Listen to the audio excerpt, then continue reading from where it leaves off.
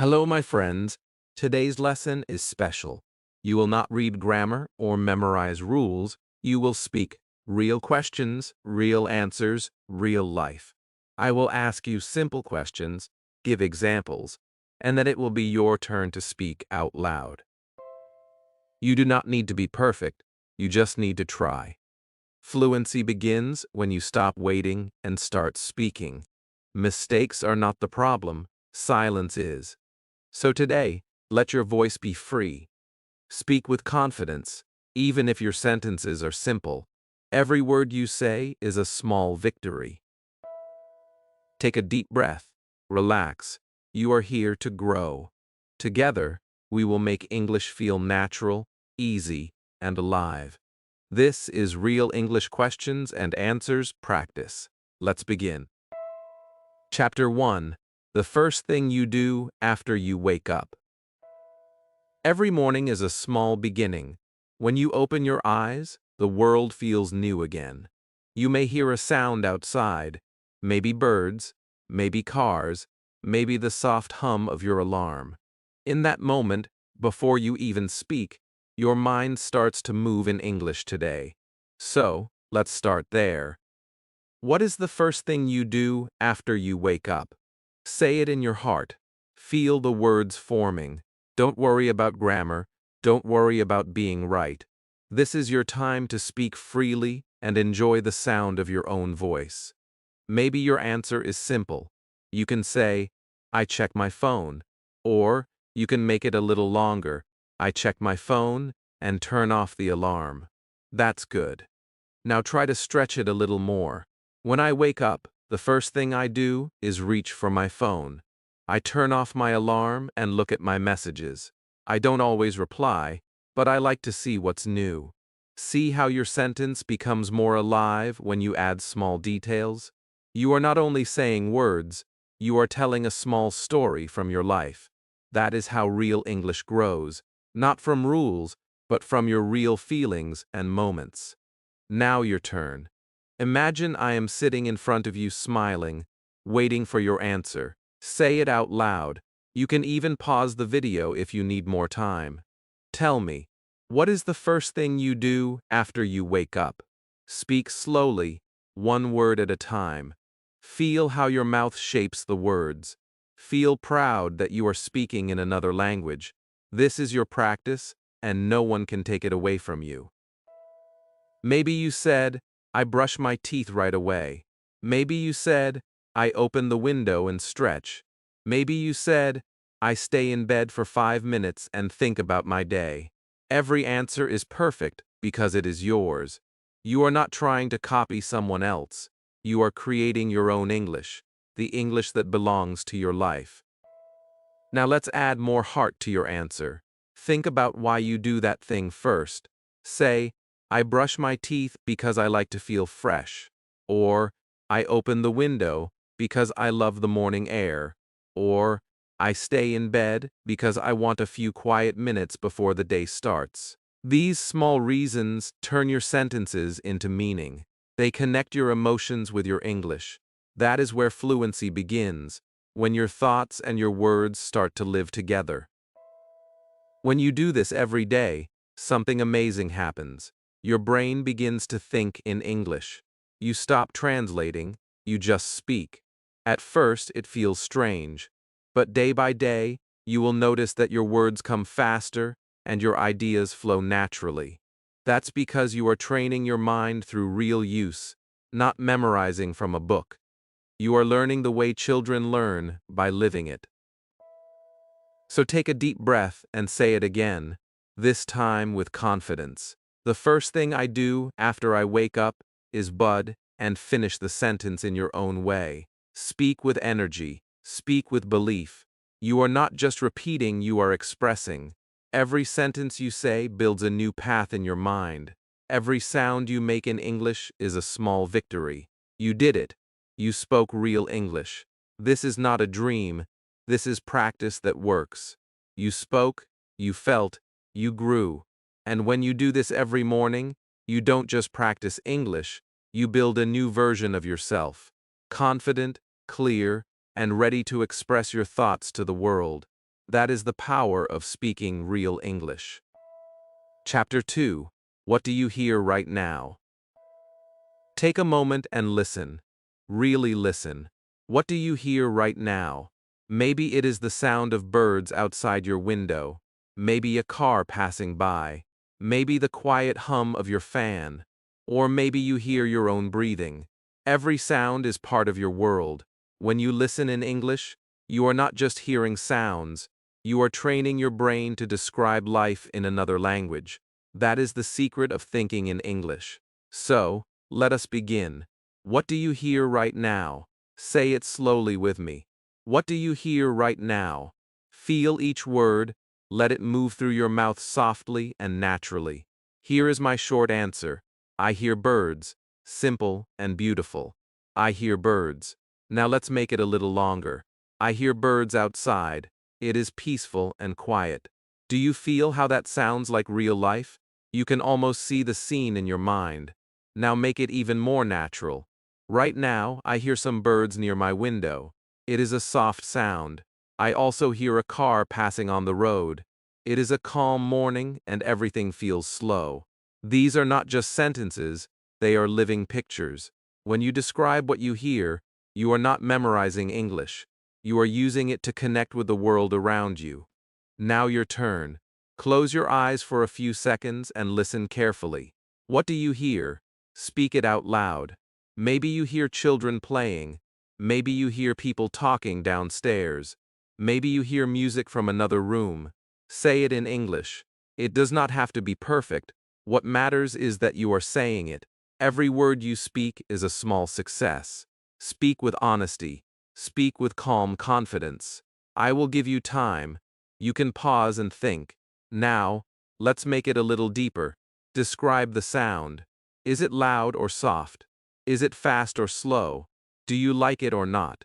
When you answer like this, your brain learns to expand your ideas. You can say, I hear traffic outside. It is a little noisy, but I do not mind. Or you can say, I hear rain falling. It sounds gentle and makes me feel relaxed. Or maybe, I hear my family talking and laughing. It makes me happy. See how your emotions bring your English to life? That is how you learn to sound natural and confident. When you practice like this every day, your listening improves, your speaking improves, and your confidence grows. You start to notice that English is not just a subject anymore. It becomes part of how you see the world. Every sound becomes a story. Every sound becomes a reason to speak. Let's do it again one more time. Take a breath. Look around you. Listen carefully and describe it in English. Say, I hear, and finish the sentence with what you truly hear. Maybe it is quiet. Maybe it is busy. It does not matter. What matters is that you are using your voice. Your voice has power. The more you use it, the stronger it becomes. You are training your ears and your mouth at the same time, just like athletes train their bodies. You are not only learning English, you are learning how to live through English. That is what makes you different from others who just read and never speak. You are brave enough to speak out loud.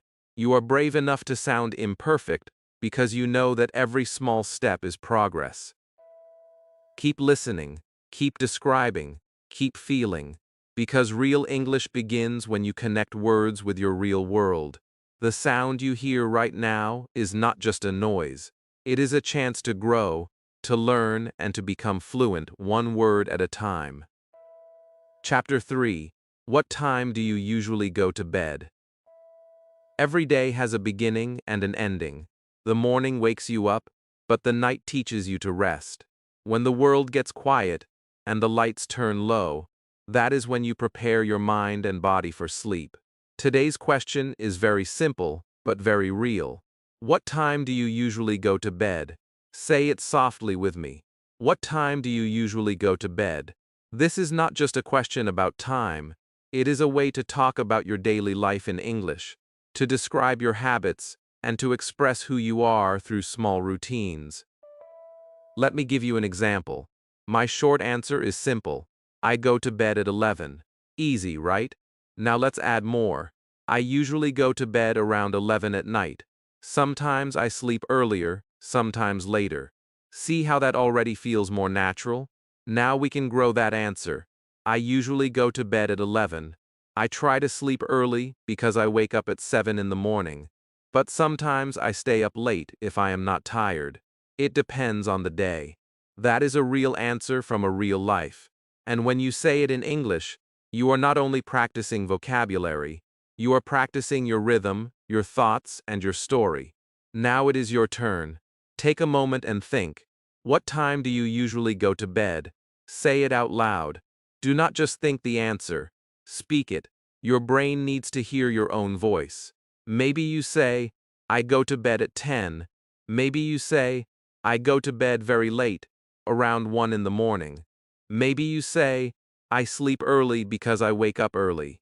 Every answer is true and beautiful because it comes from your real life. You are speaking about yourself, and that is what makes learning meaningful. Now let's make it longer. Add one more sentence about how you feel before bed, or what you do before you sleep. You could say, I go to bed at 10 and read a few pages of a book. Or you could say, I go to bed late because I like to watch videos. Or, I go to bed at midnight after I finish my homework. You see, now your answer has life. It has action, emotion, and connection. You are not only speaking English, you are living English. Think of how beautiful this is. Every night before bed, you can describe your day in English. You can talk to yourself softly. You can say, today was a good day. I learned something new. I feel grateful. I will sleep now and wake up stronger. This simple act connects your mind to English before sleep, and your brain remembers it better. You are turning your bedtime into a learning time. How powerful is that? Let us say it together one more time.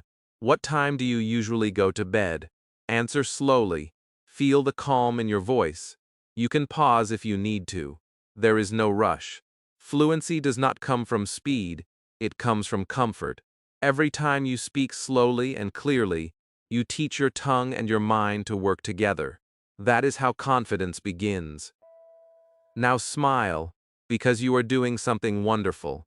You are learning English from your real life, from your small habits.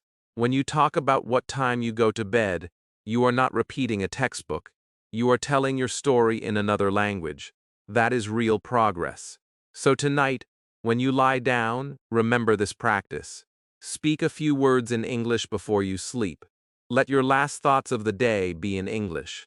And when you wake up tomorrow, you will be one step closer to fluency. Chapter 4. What do you always carry with you? Think for a moment about your day. Every time you leave your home, there are small things you carry with you. These things are part of your daily life. They make you feel ready. They make you feel safe. So let us talk about that today. What do you always carry with you? Say it slowly with me. What do you always carry with you? When you answer this question, you are not only talking about objects, you are talking about habits, needs, and small pieces of your identity. Let's begin with a short answer. I always carry my phone. Simple and true. Most people do. Now we can grow this answer. I always carry my phone, keys, and wallet. I need them every day. That already sounds more complete. And now, let's make it more natural, more alive. I never leave home without my phone, my wallet, and my house keys. They are always in my bag. Sometimes I also carry a notebook or headphones, especially if I will be out for a long time. That is how we take a short answer and make it real. It becomes a small story about your life. Now it is your turn. What do you always carry with you? Think for a second. Maybe you always carry a water bottle. Maybe you carry a book, your ID card, or some headphones. Maybe you carry a photo or something that makes you feel confident. Speak it out loud. Do not worry about being perfect. Just say it as it comes to your mind. Every word you speak builds your fluency. Every time you use English to talk about yourself, you make the language yours.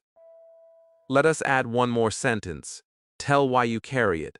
Say, I always carry water because I like to stay healthy.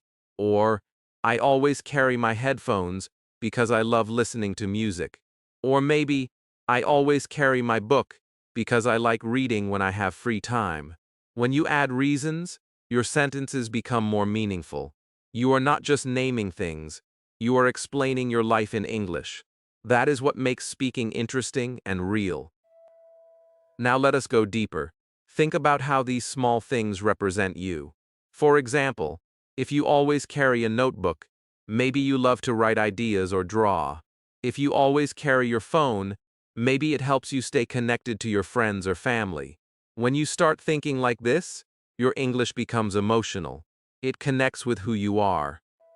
Repeat your answer again, but this time speak with more feeling. Pretend you are talking to a friend who really wants to know about you. Say your answer with warmth and confidence. When you speak like that, you train your brain to feel natural in English. You stop thinking about rules and you start expressing yourself. That is the real goal. Now imagine this. Every object you carry tells a small story about you. When you describe it in English, you are sharing a part of yourself with the world. That is powerful. You are not only practicing a language, you are learning to communicate your personality, your habits, your emotions. That is what real English is. It is not just words, it is you speaking about your life. So, let's practice again. Ask yourself one more time, what do I always carry with me? Answer with love. Maybe it changes tomorrow, and that's fine. Because every time you speak, you discover something new about yourself. You are building both your English and your confidence one sentence at a time. And remember, every small answer you give in English is proof that you are growing. It does not matter how simple the words are. What matters is that you speak them. The more you speak, the more you believe in yourself. So, keep your phone, your keys, and your English practice with you wherever you go. Because one day, you will realize that your most powerful tool is not what's in your pocket, it's your voice. Chapter 5. What are you learning right now? Every day you learn something new, even if you do not notice it. It might be a skill, a word, a feeling, or a lesson from life.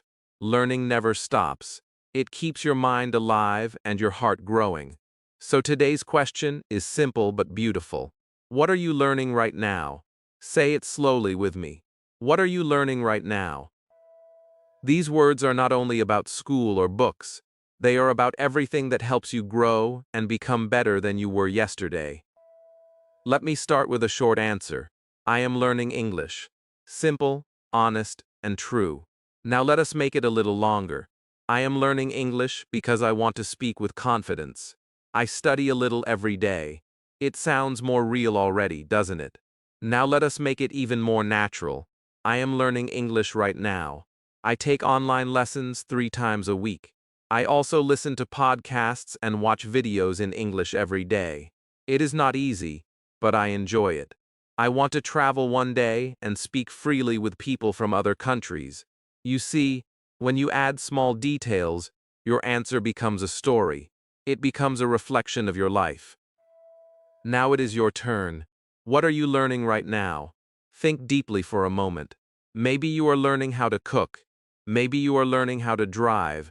Maybe you are learning to stay calm, to be patient, or to speak kindly. It does not matter what it is. What matters is that you speak about it in English. So, say it out loud. I am learning, and finish the sentence. Speak slowly. Let the words come naturally. Remember, you do not need perfect grammar to express your heart. You just need courage to speak. Now let us add one more idea. Why are you learning it? When you tell the reason, your answer becomes more emotional. You could say, I am learning guitar because I love music. You could say, I am learning photography because I like to capture beautiful moments. You could say, I am learning English because I want to make new friends. Every reason adds power to your answer. It connects your mind with your emotions.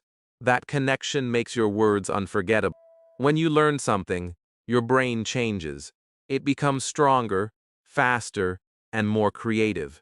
But when you learn in English, it grows in 2 ways at the same time. You learn the skill, and you learn how to describe it. That is double growth. Every time you talk about what you are learning, you build fluency and self-belief. You remind yourself that you are improving. You are not stuck. You are moving forward step by step. Say your answer again now, but longer and more natural. Add what you do to learn it. Maybe you can say, I am learning English. I watch short videos every morning. I repeat the sentences and speak out loud. Or you can say, I am learning to cook. I try new recipes every weekend. Sometimes it goes well, sometimes it doesn't, but I keep trying. When you talk about your process, you sound like a real speaker. You sound alive in English. Learning is not only about results, it is about progress. It is about the journey. Every small mistake you make teaches you something valuable. So, if you are learning English, do not worry about mistakes. They are not your enemies, they are your teachers. The more you make, the more you learn. The more you learn, the more you grow. So, once again, ask yourself, what am I learning right now? Say it proudly. Whatever it is, it means you are moving forward. Every time you speak about your learning in English, you are practicing two things at once: your skill and your language. That is real learning. That is real progress. Keep going, because the more you learn, the more you discover who you truly are. Chapter 6. What is something you never eat? Food is more than just something we taste. It is a memory, a feeling, a story that lives inside us. Every person has foods they love and foods they do not like. Some things make you smile when you eat them, while others you cannot even think about. So let us talk about that today. What is something you never eat? Say it slowly with me. What is something you never eat? This simple question helps you describe your choices, your feelings, and your life in English. Let me start with a short answer. I never eat mushrooms. That is it. Small, clear, and complete. Now we can make it a little longer. I never eat mushrooms because I do not like the taste. That already gives a reason, which makes your answer more interesting. Now let's make it sound more natural, like a real story.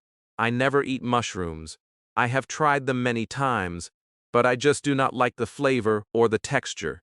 They feel strange in my mouth, so I always avoid them. This is how real people speak in English. They tell what they do and why they do it. It is simple, honest, and natural. Now it is your turn. What is something you never eat? Think about your answer. Maybe you never eat spicy food. Maybe you do not eat meat. Maybe you never eat seafood because of an allergy. Whatever your answer is, say it out loud. You can even look around your kitchen or think about the last meal you had. Speak slowly and confidently. Remember, the goal is not to sound perfect, but to sound real. When you speak from your heart, your English becomes warm and true. Now, add a little more feeling to your answer. Tell what happens when you eat that food or how it makes you feel. You could say, I never eat spicy food because it burns my mouth.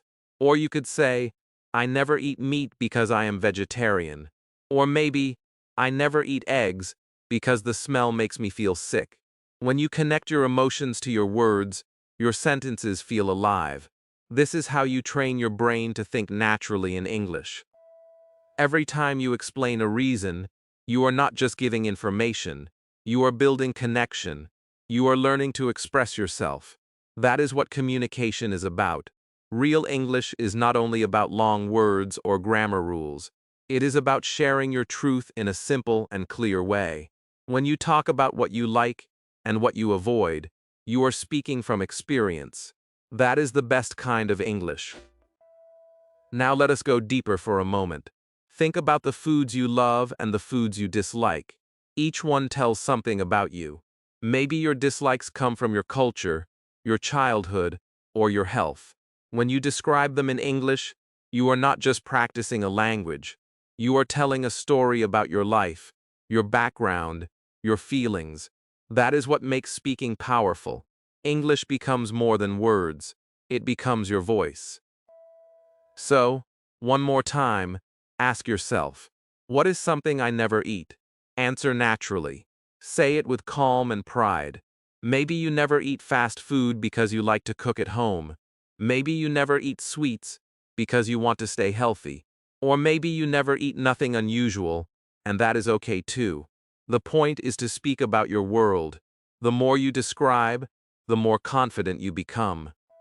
Learning English through real questions like this is magical. It connects you with your daily life. It helps you see that English is not separate from you. It lives in every choice you make and every thought you have. When you say, "I never eat mushrooms," you are not only using English, you are using your memories, your taste, your heart. That is what makes your English real and beautiful. Keep speaking, keep expressing, keep learning through the simple, honest things that make you, you. Chapter 7. What makes you happy? Happiness is one of the most beautiful feelings we can talk about. It is simple, warm, and different for everyone. Some people find happiness in small things, like a cup of tea in the morning. Others find it in music, in laughter, or in spending time with people they love. So today, I want you to think about this question deeply. What makes you happy? Say it slowly with me. What makes you happy? These 4 words can open your heart and help you speak English with emotion. Let us start with a short answer. Music makes me happy. It is simple and easy. Now we can make it longer. Listening to music makes me feel happy and calm. It gives me peace when I am tired or sad. That already sounds like a real sentence from your life. Now we can make it even more natural. Music always makes me happy. When I feel tired or lonely, I put on my headphones and listen to my favorite songs. It helps me relax, think positively, and feel strong again. This is not just English. It is emotion. It is your life spoken in another language. Now it is your turn. What makes you happy?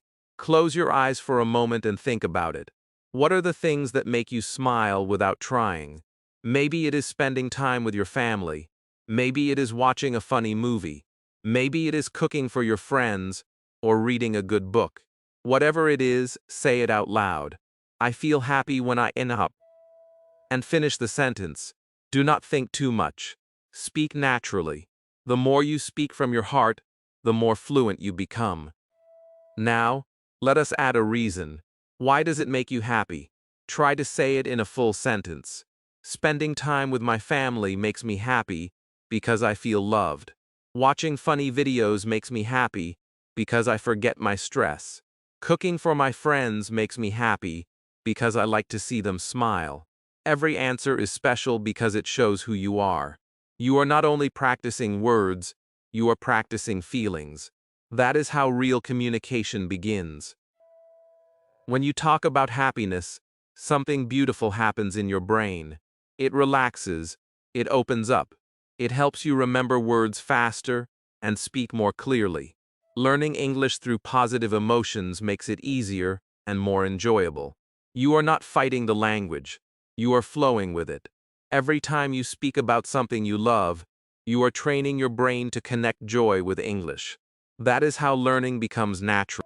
Let us practice again. Ask yourself one more time, what makes me happy? This time, add more detail. Describe what you do, where you are, and how it feels. You could say, I feel happy when I walk in the park. I listen to the wind in the trees, and it makes me feel calm. Or, I feel happy when I watch the sunset. The colors make me feel peaceful. Or, I feel happy when I help someone. It gives me a warm feeling inside. You see, your answer becomes more powerful when you describe it with pictures and feelings. Remember, happiness does not have to be big. It can be found in simple things. A smile, a sound, a moment of peace. When you speak about happiness in English, you remind yourself that life is full of good things. You also remind yourself that you are strong, that you can express beauty in another language. So, smile right now. You are not just learning English. You are learning to speak your heart. You are learning to share your joy with the world. And the best part is, every time you do this, you make someone else smile too. So, What makes you happy? Keep that answer close to your heart and keep speaking it with love, because your voice has the power to make the world brighter. Chapter 8. What are you afraid of? Everyone feels fear. It is part of being human. Fear protects us, teaches us, and sometimes even helps us grow. But many times, we hide it. We pretend we are strong, even when something scares us inside. Today, I want you to face that feeling with me. Let us talk about it. What are you afraid of? Say it slowly. What are you afraid of? This question is powerful because when you speak about your fears, you take away their strength. And when you say it in English, you are not only improving your language, you are also learning to express your truth. Let me start with a short answer. I am afraid of heights. That is simple and clear. Now let us make it a little longer. I am afraid of heights. I do not like standing on tall buildings. It makes my legs feel weak. Now let us make it sound even more natural. I am afraid of heights. When I am in a high place, I feel nervous. My heart beats fast and I cannot look down. I feel better when my feet are back on the ground. That is a real answer, with real emotion, and that is exactly what makes your English powerful. Now it is your turn. What are you afraid of? Maybe you are afraid of spiders. Maybe you are afraid of speaking in public. Maybe you are afraid of losing someone or failing at something. Whatever it is, say it out loud. There is nothing wrong with fear. When you speak it, you begin to control it. Say your answer clearly. I am afraid of, and finish the sentence. Feel how your voice sounds stronger with every word. This is not just English practice. This is courage practice. Now let us go deeper. Add a reason. Tell me why you are afraid of it. You can say, I am afraid of spiders because they move too fast. Or you can say, I am afraid of flying because it makes me nervous. Or maybe you can say, I am afraid of speaking in English because I do not want to make mistakes. Be honest. When you speak honestly, your English becomes more beautiful. There is power in truth. There is freedom in saying what you really feel. When you talk about your fears in English, you are doing something very strong. You are teaching your brain to use the language even in emotional situations. That is how you build fluency with confidence. Because real fluency is not about perfect grammar, it is about expressing real thoughts, and fear is one of them. When you can talk about fear, you can talk about anything. Now take a breath. Think of your fear again. Picture it in your mind, then imagine yourself facing it. You can even say, I am afraid, but I will try. I am scared, but I will speak. These words are powerful. They build your confidence in both English and life. You become stronger every time you face fear and choose to keep going. Let us practice one more time. What are you afraid of? Say it again, but this time add one more sentence about how you deal with it. You could say, I am afraid of heights, but I try to stay calm. I am afraid of exams, but I study hard. I am afraid of talking to new people, but I still try because I want to learn. You see, now you are not just describing fear, you are describing courage. That is what makes you grow. Remember this. Fear does not mean weakness. It means you are human. It means you care. And when you speak about your fear in English, you are not only learning words, you are learning bravery. You are learning how to express the truth of your heart. That is something no grammar book can teach you. So today, be proud of yourself. You looked at your fear, you spoke it, and you grew stronger. That is real progress. Chapter 9. What do you want to do? This year, every year is a new beginning. It feels like an empty book, and you get to write the story. Maybe last year was full of lessons, mistakes, and small victories. But this year can be different. This year can be the one where you speak more English, grow more confident, and follow your dreams. So let us talk about this simple but powerful question. What do you want to do this year? Say it slowly with me. What do you want to do this year? When you answer it, speak with hope and excitement. The way you talk about your dreams gives them life. Let me begin with a short answer. I want to travel. That is short but strong. Now we can make it a little longer. I want to travel to a new country this year. That already feels more personal. Now, let us make it sound like a real conversation. This year, I want to travel somewhere new. I have been working hard and I need a break. I would love to visit Italy and see the ocean again. I want to enjoy good food, walk in new streets, and feel free. This is a dream spoken in simple English, but it feels real because it comes from the heart. Now it is your turn. What do you want to do this year? Think about your dream. Maybe you want to learn English fluently. Maybe you want to start a new job or save money. Maybe you want to study abroad or simply become a happier person. Whatever it is, say it out loud. I want to, and finish the sentence. Speak slowly and clearly. There is no wrong answer. Dreams are personal, and they belong to you. When you speak them, they start to take shape in your mind. Now, add one more sentence. Say why you want to do it. For example, I want to learn English because I want to connect with more people. Or, I want to start a new job because I want to support my family. Or, I want to travel because I love learning about new cultures. When you add a reason, your English becomes more powerful. You are not just talking, you are expressing your purpose. Every time you say your dream in English, your brain begins to believe it. That is why this practice is so important. When you talk about your goals in another language, you make them stronger. You train your mind to imagine them clearly, and imagination is the first step to action. Now say your answer again, but this time with more detail and emotion. Describe how it would feel to achieve it. You can say, I want to learn English and speak fluently. I imagine myself talking with confidence, meeting people from other countries, and understanding movies without subtitles. Or you can say, I want to save money and buy a car.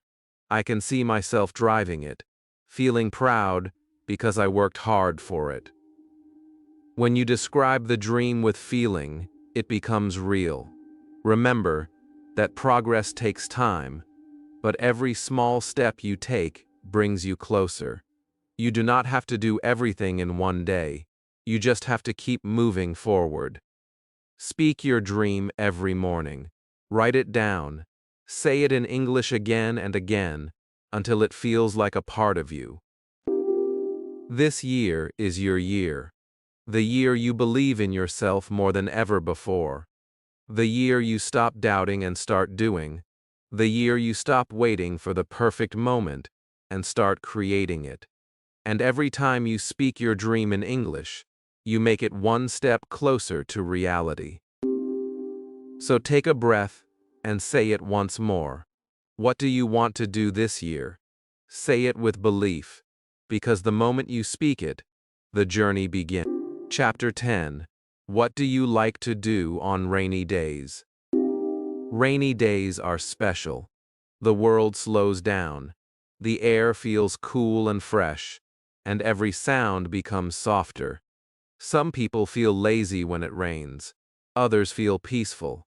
Some want to sleep, some want to read, and some just like to sit near the window and watch the raindrops fall. Today we will talk about that feeling. What do you like to do on rainy days? Say it slowly. What do you like to do on rainy days? This question helps you use English to describe your emotions and small moments of comfort. Let me start with a short answer. I like to stay home. Simple, but it already paints a picture. Now let us make it a little longer. I like to stay home and drink tea when it rains. That sounds nice, doesn't it? Now let us make it sound more real. When it rains, I like to stay home. I sit near the window and watch the rain fall. I listen to the sound of the drops hitting the ground. Sometimes, I drink tea or coffee and listen to calm music. It makes me feel safe and happy. That is a complete story, full of peace, written with simple English. Now it is your turn. What do you like to do on rainy days? Think for a second. Do you like walking in the rain or staying in bed and sleeping? Maybe you like to watch movies or cook something warm. Whatever you enjoy, say it out loud. Speak slowly and clearly. You can start by saying, I like to, and finish your sentence. Do not worry if it is short. Every word you speak is a small success. Every sentence you build gives your mind more confidence. Now let us make your answer a little deeper. Add a reason. Tell why you like it. You could say, I like sleeping when it rains because the sound helps me relax. Or, I like watching movies when it rains because it feels cozy. Or maybe, I like walking in the rain because it makes me feel free. When you tell the reason, your sentence becomes more interesting. You are not only talking about action, but emotion. That is how English becomes natural. Close your eyes for a moment and imagine your favorite rainy day. You are sitting near the window, maybe holding a warm cup of tea. You can hear the soft sound of rain on the roof. The air smells fresh and clean. You feel calm, peaceful, and safe. Now describe that feeling in English. You can say, I like rainy days because they make me feel calm. Or, I like to read books when it rains because the world feels quiet. Feel how easy and beautiful that sounds. You are not just saying sentences, you are painting pictures with words. When you speak about moments like these, your English becomes emotional and personal. You are not memorizing rules, you are living the language. You are learning how to connect your feelings with your words. This is how true fluency begins. Say your answer again, but this time make it longer. Speak about what you do before the rain, during the rain, and after it. Maybe you say, I like to watch the rain and listen to soft music. Then, I make tea and write in my journal. After the rain stops, I go for a walk and breathe the fresh air. When you describe it step by step, you sound natural, just like a native speaker. Rainy days teach us to slow down. They remind us to enjoy quiet moments. They help us think, rest, and dream. And when you speak about them in English, you are doing something even more beautiful. You are learning to express peace in another language. So next time it rains, do not just listen. Speak. Describe what you see, what you feel, what you love about that moment. Speak softly, slowly, and clearly. Because even the sound of your voice on a rainy day is part of your learning journey. Every drop, every word, every thought becomes a step closer to the English speaker you are becoming. Well done, my friend. You spoke real English today. You listened, repeated, and used your own voice. Maybe your answers were short, maybe you paused a lot, but that's how learning works. Every time you speak, you get better. Every sentence you say builds your confidence. Remember, you don't need big words to speak English. You just need your real words and your real feelings.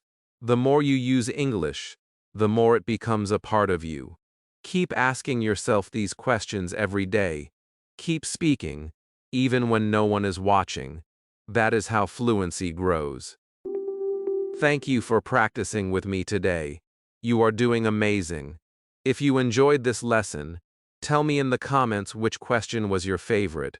And do not forget to subscribe and join our Bookish English family. Until next time, keep learning, keep practicing, and keep believing in yourself. Bye for now. Hello, my friends.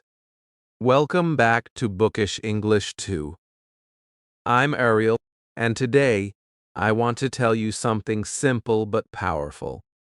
Many people say English is hard, but I want to show you that English can be easy. Talking in English can be fun, light, and natural. You don't have to be perfect. You just need to start small and keep going. So today, I will share a story with you.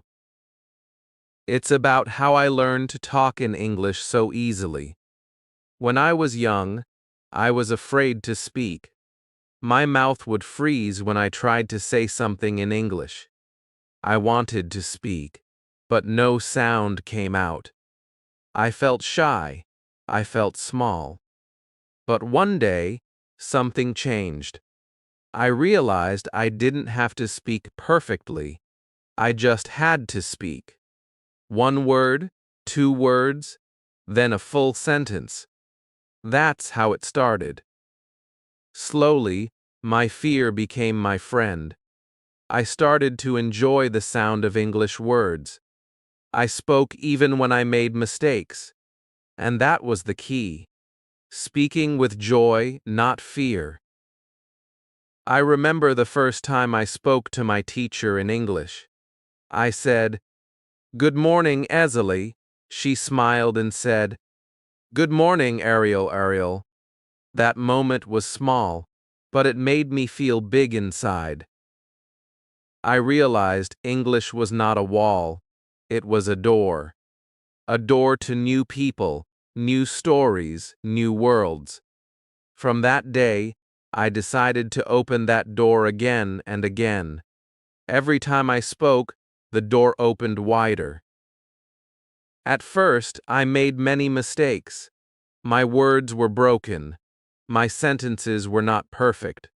But I kept going. Every word I said made me stronger. I listened to English every day.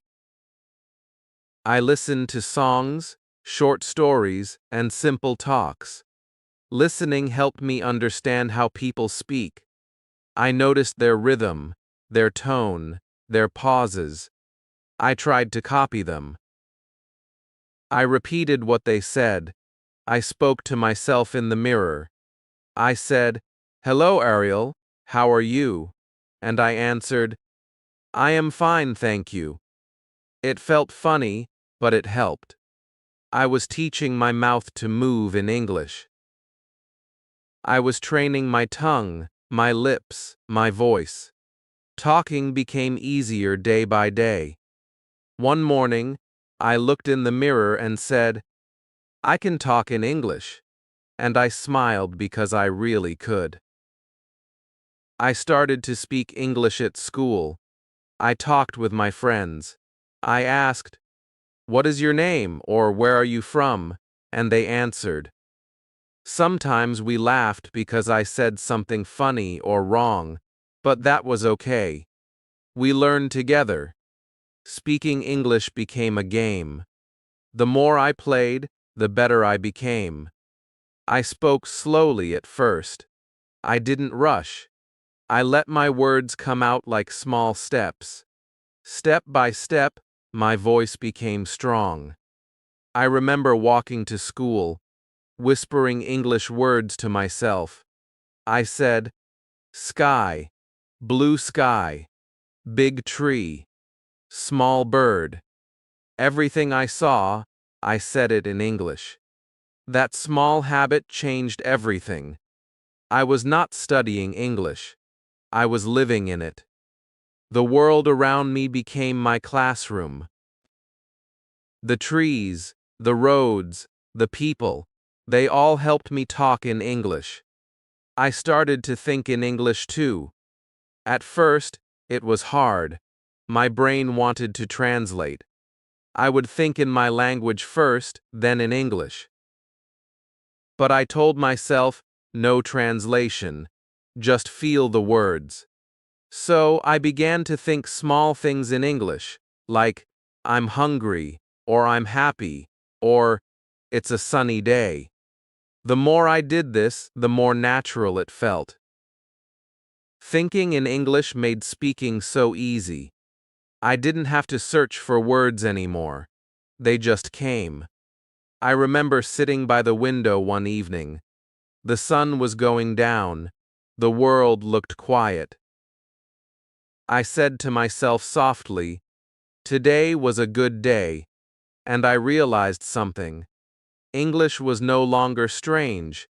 It was my friend. That moment made me smile. I was no longer scared to talk. I started to enjoy English like a song.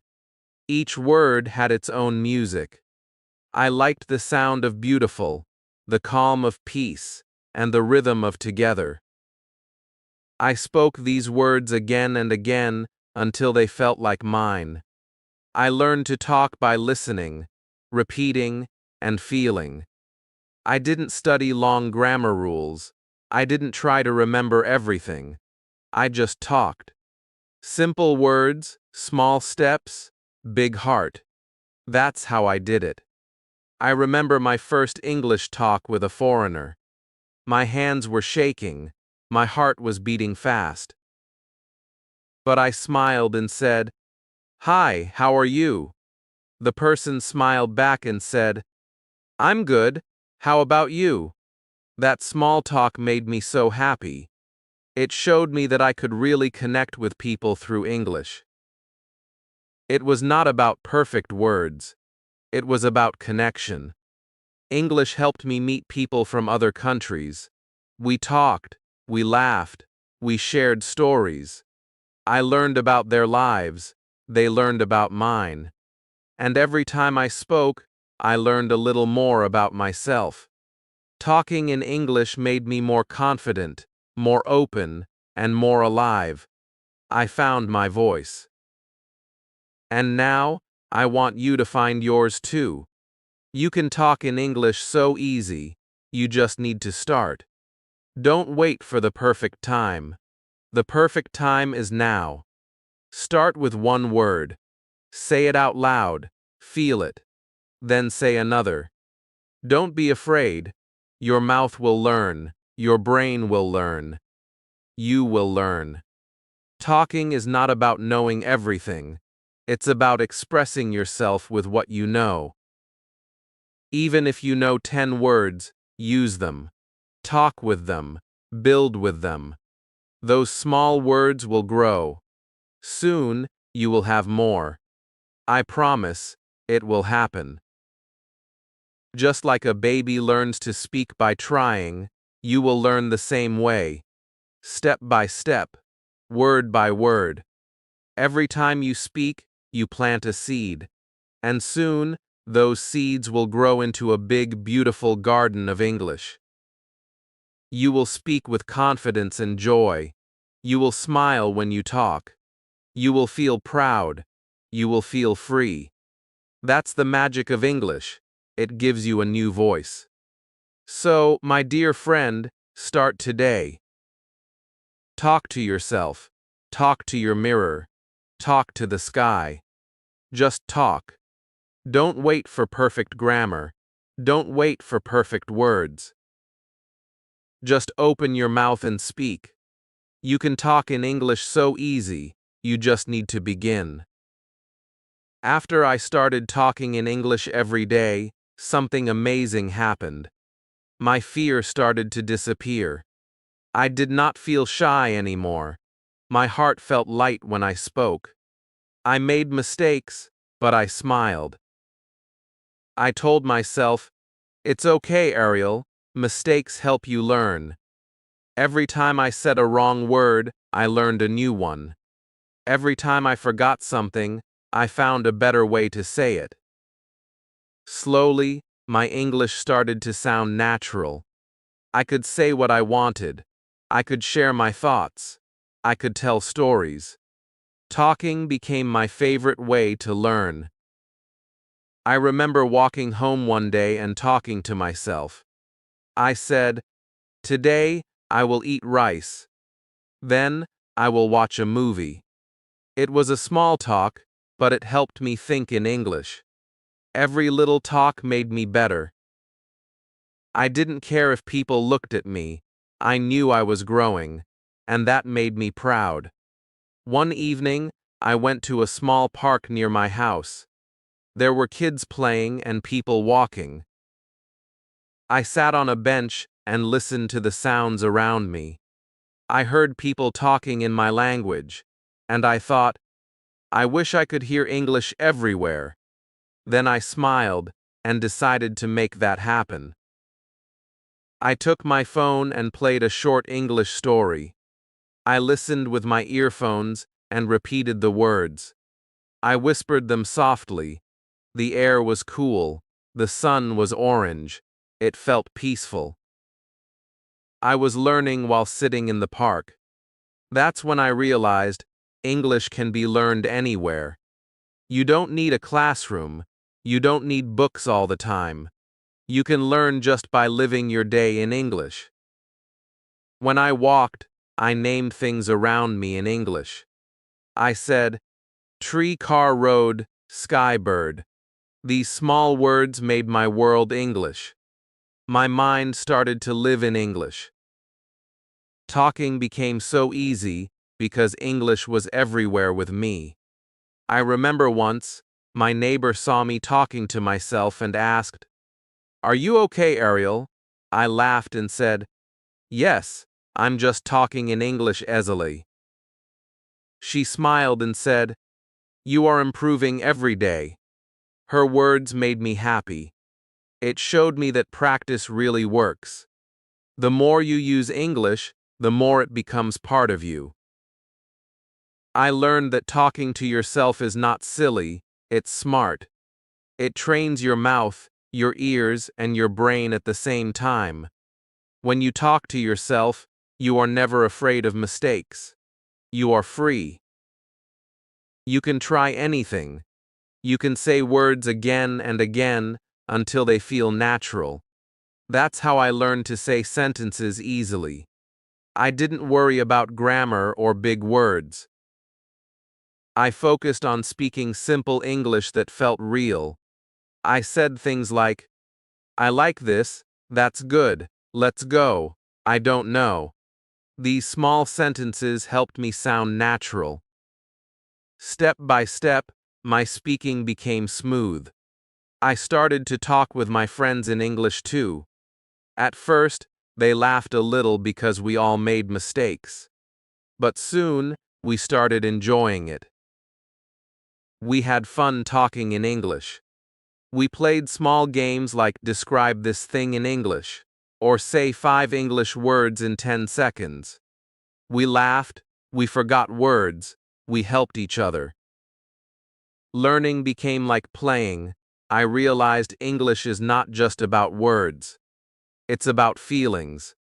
When you speak, you are sharing your feelings. That's why it's important to relax. Don't worry too much, just express what's in your heart. Even if your sentence is not perfect, people will understand you. They will feel your meaning. One time, I talked to a tourist who visited my city. He asked, "Where is the bus stop?" I smiled and said, "Go straight and turn left." He said, "Thank you," and I felt so happy. It was a short talk, but it showed me that I could really help someone with English. My small English helped someone else. That was a big moment for me. It made me want to speak more. I wanted to talk every day, with everyone. So I did. I talked to my friends, to my family, even to strangers when I could. I started small, but slowly I grew. I began to tell stories in English. I talked about my day, about my dreams, about my future. Talking gave me confidence. I no longer felt afraid to make mistakes. I learned to laugh at them. I remember one funny moment. I wanted to say, "I am full after eating," but I said, "I am full atalok." Everyone laughed, and I laughed too. It was a funny mistake, and I never forgot the right word after that. That's how mistakes teach us. They make us remember better. So now, when I make a mistake, I smile and move on. I don't stop. You should do the same. Never stop talking just because of a small mistake. Keep your voice alive. Keep your words flowing. Talking is like water. If it stops, it becomes still. But if it keeps moving, it stays fresh. So, keep your English flowing. Talk every day, even for 5 minutes. Talk while cooking, walking, or brushing your teeth. Just talk. Say what you see. Say what you feel. Talk about your plans. Talk about your food. Talk about your dreams. The more you talk, the easier it becomes. I promise you that. One day, you will look back and say, "Wow, I can talk in English so easily," and you will feel proud, because you earned it. You built it with small steps and big heart. Talking is not just learning, it's living. So live in English. Speak with love, speak with joy, speak with courage. That's how you talk in English so easy. As days passed, I started to notice more changes in myself. My English words came faster now. I didn't need to think too much. When I saw something, the English word just came to my mind. When I wanted to say something, the sentence came by itself. It felt like magic, but it was not magic. It was practice. I had trained my brain to think in English. Every day, I gave it a little English food. Songs, stories, small talks, and short videos, all of these became my daily food for learning. My favorite time was at night. Before sleeping, I would whisper English sentences to myself. I said, "Today was a good day," or "Tomorrow will be even better." These simple lines made me calm. They also made me remember English in a natural way. I think that is the secret. If you want to talk easily, make English part of your life. Don't study it only from books. Live it, feel it, hear it, and speak it. English is not just grammar and rules, it's a living language. It breathes with you, it grows with you. I started to enjoy even my mistakes, because they showed me I was learning something new. When I could not remember a word, I tried to describe it. If I forgot the word rain, I said, "Water from the sky." That helped me keep talking. I didn't stop. I learned that talking is not about knowing every word. It's about using the words you know to keep going. When you talk, people don't want you to be perfect. They just want to understand you. So, don't worry if you can't say something perfectly. Just say it your way. That's how you learn. I remember one day my friend asked me, "Ariel, how do you talk so easily in English?" I smiled and said, "Because I talk every day." She laughed and said, "That's your secret?" I said, "Yes, that's it." The secret is no secret, just keep talking. She looked surprised, but it's true. If you talk every day, your fear will go away. Your mouth will learn to move in English. Your brain will start thinking faster. Your voice will get used to the sound. Everything becomes easier with practice. The more you talk, the more your words flow like a river. I also started using English in small things. I changed my phone language to English. I watched cartoons and short videos without subtitles. I read signs in English when I walked outside.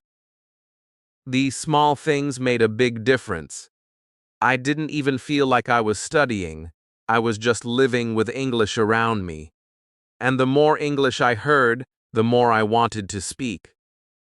One morning, I woke up and decided to spend the whole day in English. I said to myself, "Let's do it." I spoke English to myself when I brushed my teeth. I said, "Good morning, Ariel. Time to brush your teeth." I laughed, but I kept going. Then I made breakfast and said, I'm making eggs. I'm hungry. I talked to myself all day. It was fun. At the end of the day, I felt proud. I had spent one full day talking in English. My confidence grew so much. That day, I learned something very important. English becomes easy when you stop waiting for perfect moments. You don't need to wait for someone to talk to. You can practice anytime, anywhere, even alone. I used to walk to school and repeat what I heard in English videos. I copied the voices, the sounds, the way people spoke. I didn't understand everything at first, but I loved the sound. I wanted my English to sound like that. So I listened and repeated. That's how I improved my speaking. I learned that talking in English is not only about words, it's about rhythm, sound, and feeling. When you copy the rhythm of real English, you sound natural. You don't need to worry about every small mistake. Just focus on the flow. English has its own music. Once you feel it, you can speak it easily. I also started to record myself. I recorded small talks every night. I said things like, my day was nice. I met my friend. We had fun. Then I listened to my voice. At first, I didn't like how I sounded. My voice felt strange to me. But after some time, I started to enjoy listening. I noticed small changes. I was improving. I sounded more confident. My words were clearer. My sentences were smoother. That small habit helped me a lot. When you record yourself, you can hear your mistakes. You can also see your progress. It makes you feel proud. You can say, look, I'm getting better. That feeling gives you power to keep going. One evening, I listened to my first recording again after 1 month. I couldn't believe the difference. I sounded so much better. I smiled and said, yes, it works. I learned something that night. Practice never fails. When you give time to English, English gives you confidence. It gives you courage. It gives you a new voice. I started to dream in English too. That was a strange and funny moment. I remember one dream where I was talking to someone in English. When I woke up, I laughed. My brain was learning even in my sleep. That's when I knew English was no longer just a subject. It had become a part of me. And that is what I want for you too. I want you to feel English in your heart, not just learn it from your head. Talk with love. Talk with joy. Don't be afraid. Even if your English is small, use it. Your words have power. Your voice matters. When you speak, you grow. You get better every time you open your mouth. So never stop. You can talk in English so easy. Just like me, one day you will realize it's not hard at all. It's just practice, patience, and love for learning. Keep going, my friend. Every word you say brings you one step closer to fluency. And remember, English is not your enemy. It's your friend. Treat it kindly, and it will stay with you forever. After some time, I started to notice how fun English could be. It was no longer a boring subject for me. It was like a friend who stayed with me every day. I talked to it when I was happy, and I talked to it when I was sad. When I felt lonely, I opened my mouth and said something in English. It made me feel better.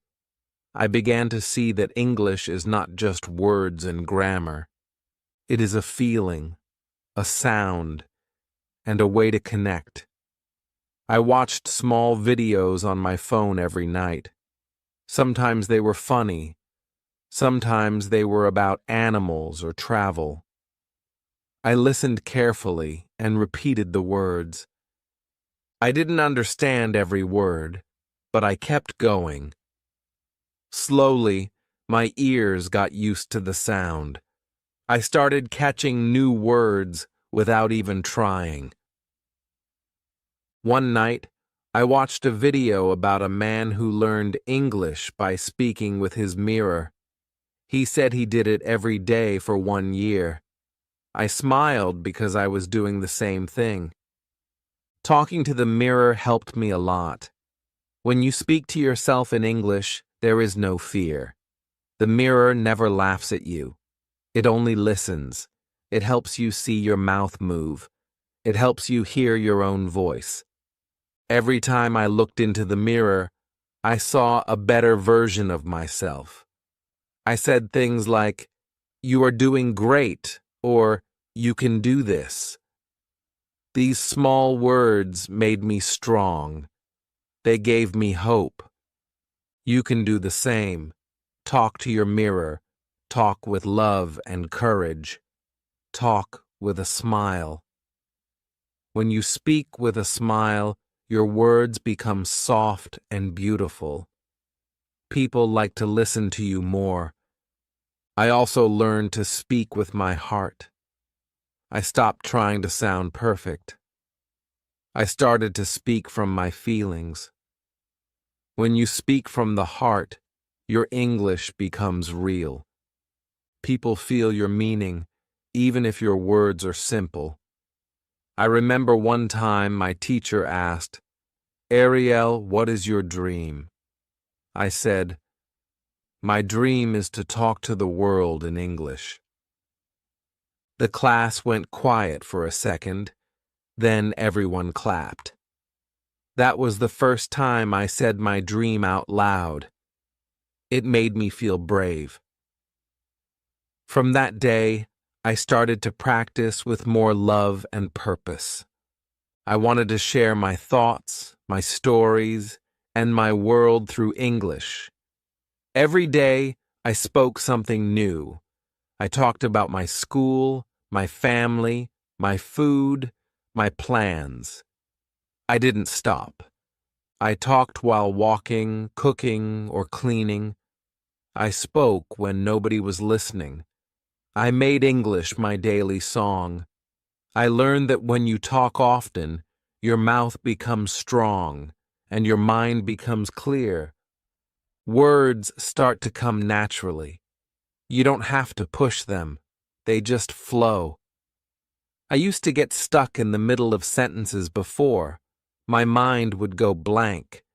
But now, it doesn't happen often. Even if I forget a word, I use another one. I don't freeze anymore. I keep talking. That's the trick. Never stop. Keep your flow. The more you speak, the more confident you feel. I also started to record small messages in English for myself. I said things like, "Hello, Ariel. How are you today?"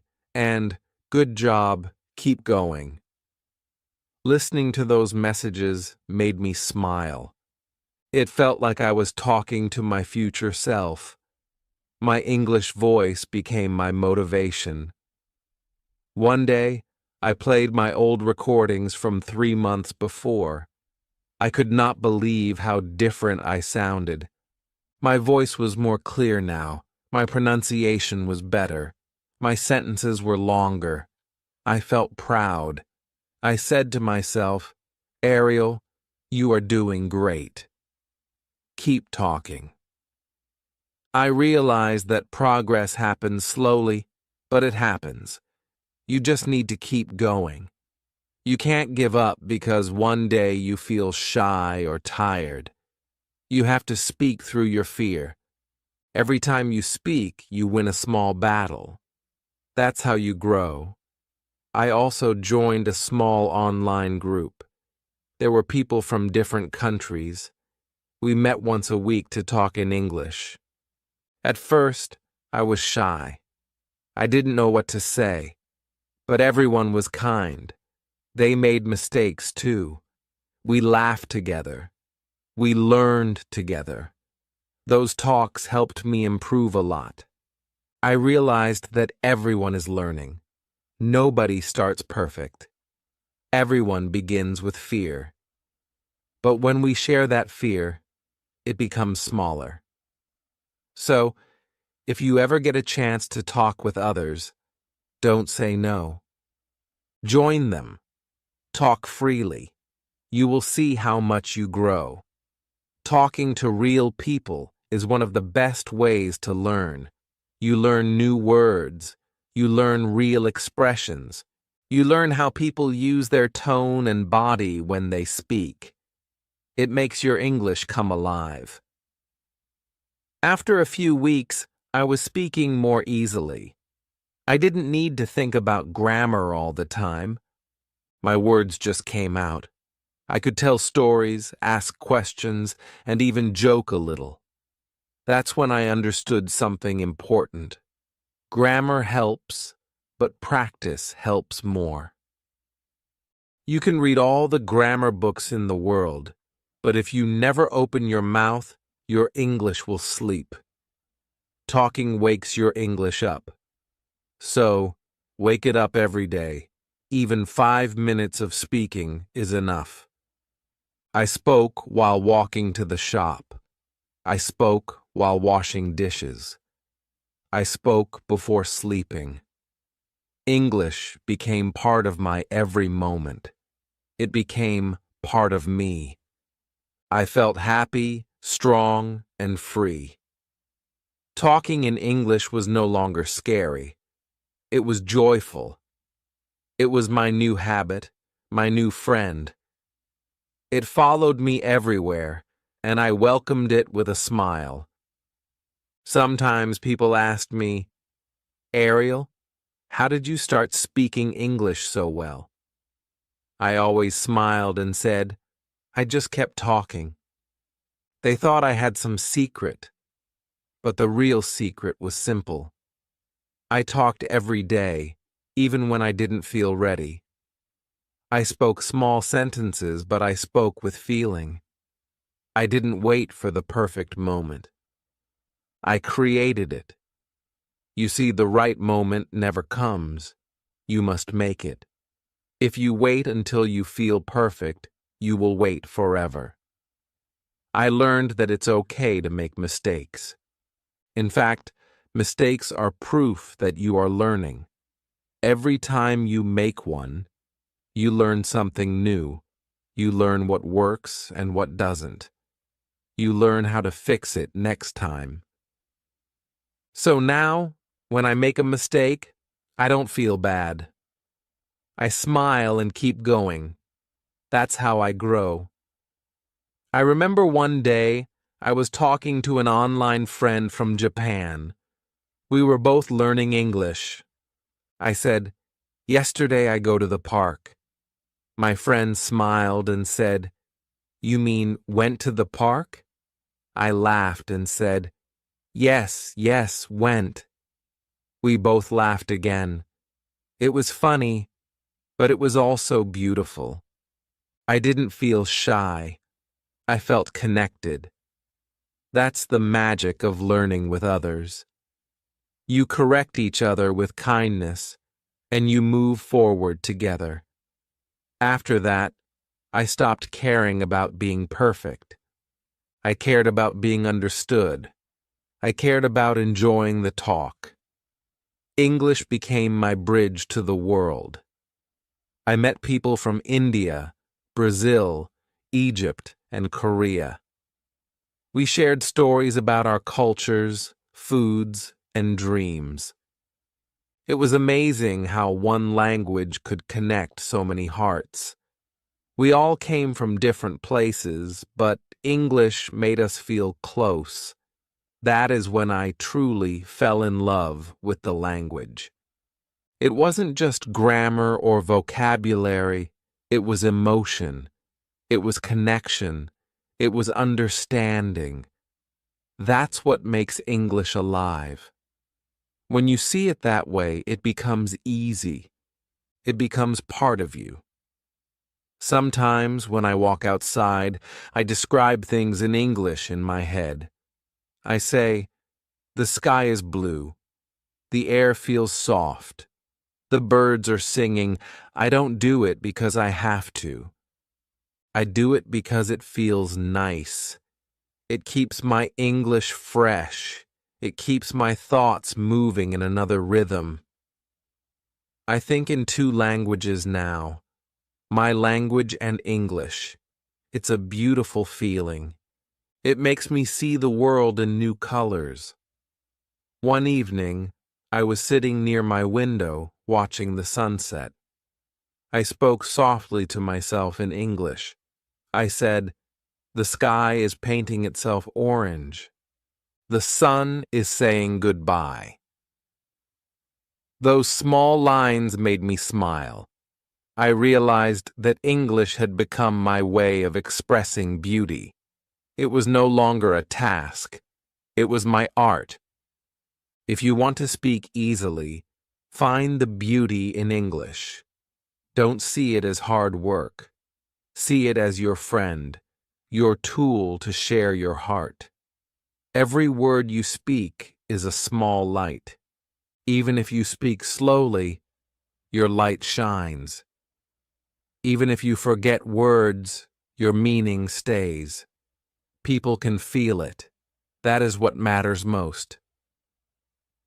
I also learned that listening helps speaking. Every night, I listened to slow English stories. I didn't just listen for words. I listened for emotion, for tone, for rhythm. I closed my eyes and imagined the speakers' faces. I imagined how their mouths moved. Then I tried to copy them. I repeated after every line. It felt like singing. Slowly, my mouth started to move in the same way. My accent became clearer. My words became smoother. It was not magic. It was practice. I learned to enjoy repeating. It trained my tongue, my brain, and my ears together. I felt my confidence grow every week. Even when I was alone, I kept practicing. I used to talk to my shadow in the morning light. I said things like, "Good morning. How are you today?" It made me laugh, but it also made me confident. Every small talk built my courage. I found peace in these tiny moments of practice. They were my secret lessons. They taught me that progress comes quietly, not loudly. It doesn't shout. It grows inside you like a seed. You don't see it every day, but one morning you wake up and realize you can speak. You can express yourself. You can tell stories. You can connect with people. That is the most beautiful reward. Once, I helped a new student who was scared to speak. She said, "I know the words, but my mouth won't move." I told her, "Your mouth will move when you stop being afraid." Fear freezes your words, but love melts it. She smiled, and from that day, she started talking more. After 1 month, she was speaking better and happier. That moment made me proud. I realized that when you help others learn, you also grow yourself. Teaching is another way of talking. It strengthens your English even more. I began to help more people online. I shared what worked for me. I told them to talk to mirrors, to record voices, to think in English. Many said it helped them too. It felt good to know that my journey could light someone else's path. English became more than a language for me. It became a part of who I am. It became my way of sharing light. Now, whenever I talk in English, I don't worry about mistakes. I just speak. I speak to express, not to impress. I speak to share, not to show. And because of that, speaking feels so easy now. My English flows from my heart, not from my memory. That is why it never stops. If you do the same, your English will flow too. Talk with joy. Talk with courage. Talk with love. Every word you say brings you closer to fluency. And one day you will wake up and realize you are not learning English anymore. You are living it. One morning I woke up and realized something had changed inside me. I was not afraid to speak anymore. English was no longer something outside of me. It was inside me, living and breathing. It had become a part of my voice, my thoughts, my feelings. I felt free. I sat with my cup of tea and started talking softly to myself. I said, "Good morning, world. I am ready for today." My voice sounded calm and confident. That small moment made me smile. I remembered all the days when I used to struggle to say even one full sentence. I remembered how my heart used to beat fast when someone asked me something in English. Those days felt so far away now. I had walked a long way, step by step, word by word. My journey was not quick, but it was beautiful. I realized that learning English is not a race. It is a walk, a gentle, honest walk with yourself. Some days you walk fast, some days slow, but you keep moving. You don't stop. That is how you win. I learned that speaking easily is not about knowing every word. It is about feeling safe inside your own voice. Once you trust your voice, English starts to flow naturally. It becomes like breathing. You don't think about it. You just do it. I used to think that speaking well meant sounding perfect. Now I know that speaking well means sounding real. Real words, real feelings, real you. I stopped copying others and started being myself. I used my own tone, my own rhythm, my own heart. When you speak from your truth, people listen. They don't care about your grammar. They care about your energy. They feel your meaning. That is true communication. I remember one time I met a traveler who didn't speak my language. We spoke in English. It was simple, but it was enough. We laughed, shared stories, and understood each other. That moment showed me how powerful English can be. It connects hearts that would never meet otherwise. It builds bridges where there were walls. It opens doors that were once closed. When I came home that day, I wrote in my notebook, "English is my bridge to the world." And I meant it. Every word I speak takes me somewhere new. Every conversation teaches me something new. That's why I tell everyone, talk every day. Don't wait for a special time. Don't wait to be perfect. Just talk. Talk when you cook. Talk when you walk. Talk when you look in the mirror. Talk to your plants, your pets, your dreams.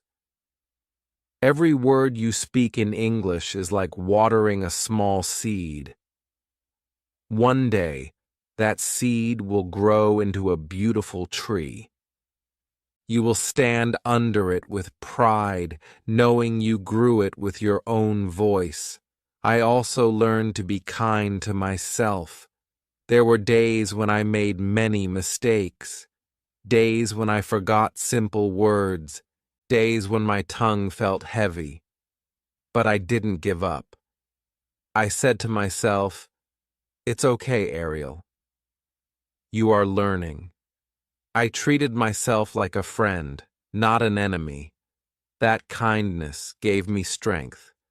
You must do the same. Be kind to yourself when you speak. Don't shout at yourself for mistakes. Smile at them. They are your teachers. Without mistakes, you cannot grow. Remember, even native speakers make mistakes. So, don't try to be perfect. Try to be brave. That's what makes your English shine. Over time, I noticed that my thoughts in English became faster. I didn't have to translate from my language anymore. My brain started to think directly in English. That was a big moment for me.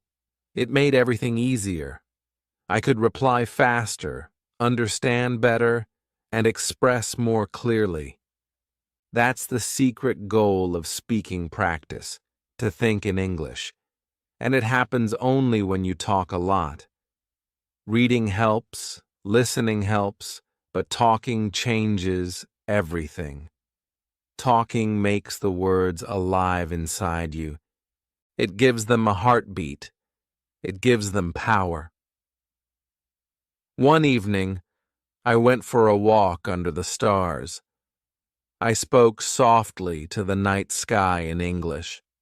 I said, "Thank you for everything. Thank you for this voice, this journey, this light." My heart felt warm. I realized that English had not only taught me a language, it had taught me patience, courage, and love. It taught me to believe in myself. It taught me that small steps can make big changes. I smiled at the stars and whispered, "I did it." Maybe you are on your own journey now. Maybe you still feel shy or afraid to speak. But listen to me carefully. You can do it too. You don't need to be perfect. You just need to start. Speak one word today, 2 words tomorrow, 5 words next week. Keep growing slowly. English will meet you where you are. It will grow with you. Don't compare yourself to others. Everyone walks their own path. Walk yours with peace. Talk with courage. Talk with joy. Talk with love. Welcome to my channel Bookish English 2, my friends. Today, I'm going to take you through 5 stories that will change the way you see life forever. These are not fantasy tales. These are real human stories. Simple, powerful, unforgettable. Stories that teach us about love, sacrifice, greed, kindness, money, and the strange way fate plays with us. Each story hides a mirror. One will make you cry. One will make you laugh. One will make you think about your own choices. You'll see poor people who are richer than millionaires, clever men who lose to their own lies, and hearts that break just before they wake. Stay with me till the end, because every story is a lesson, and the last one will leave you silent, staring at your own heart. Tell me in the comments right now, do you believe life rewards goodness or cleverness? My friend Adam will read the stories for you. Chapter 1 The Gift of the Magi. It was winter in New York City. The year was 1905.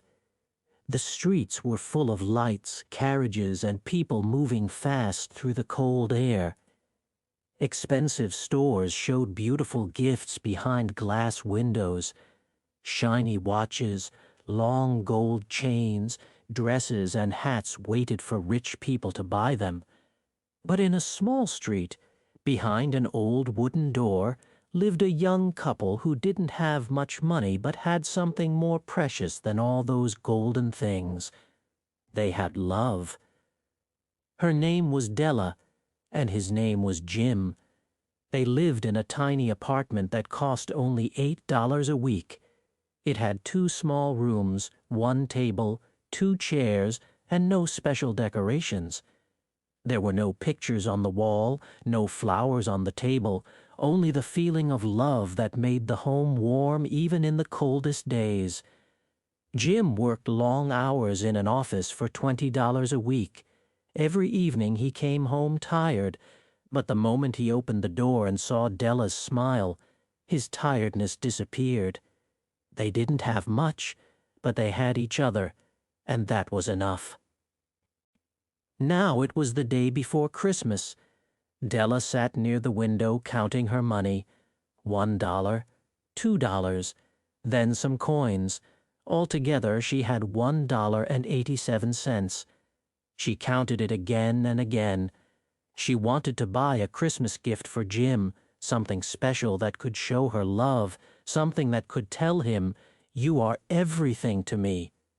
But how could she buy a good gift with so little money? Her eyes filled with tears as she looked at the few coins in her hand. She walked across the small room and looked into the mirror. Her reflection looked sad. Her long brown hair fell over her shoulders like a river of gold. It was her pride, her beauty, the one thing she loved about herself. Jim always said, "I love to see your hair in the morning sunlight.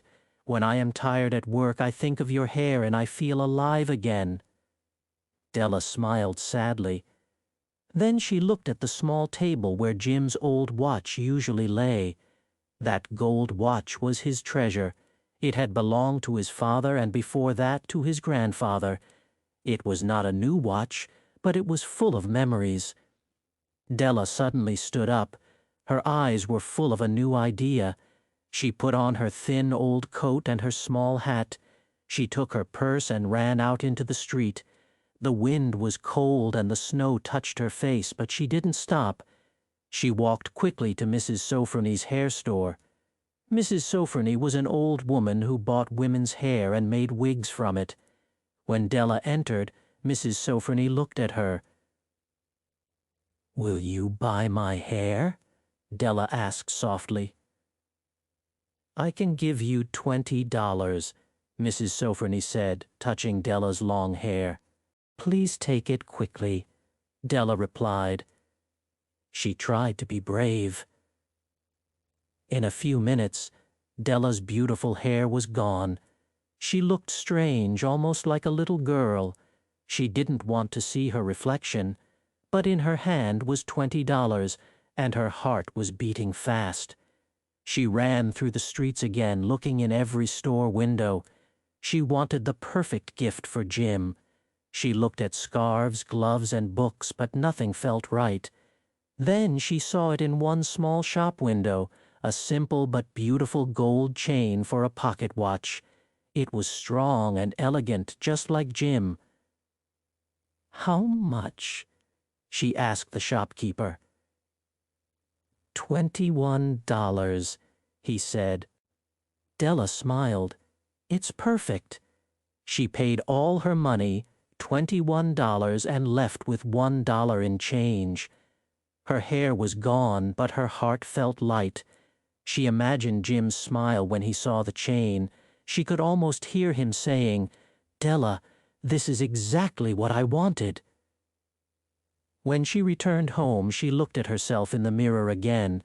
Her short hair made her look funny. "Will Jim still think I'm beautiful?" she whispered. Then she smiled to herself. "I did it for love. That's all that matters."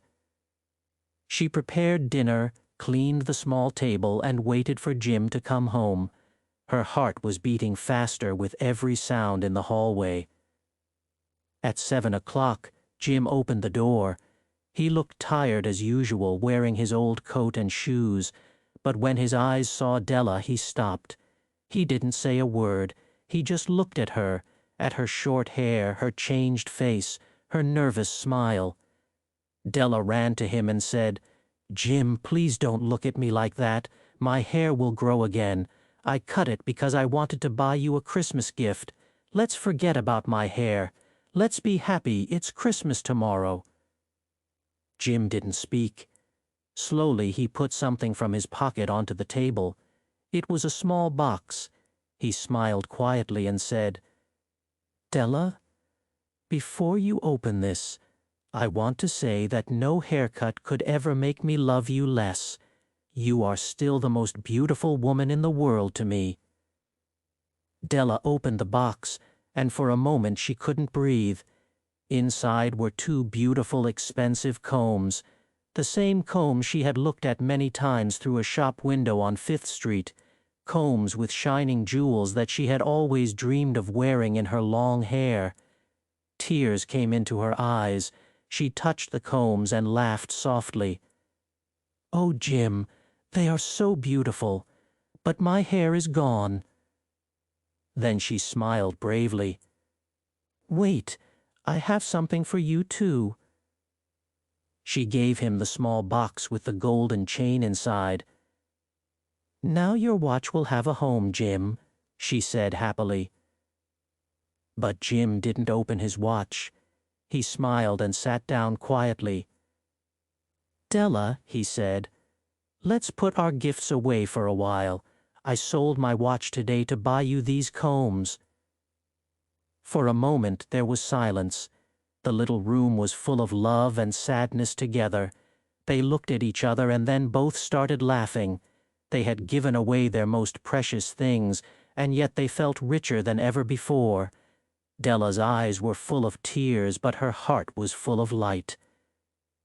Jim took her hand and said softly, "We are the luckiest people in the world, Della, because we gave out of love."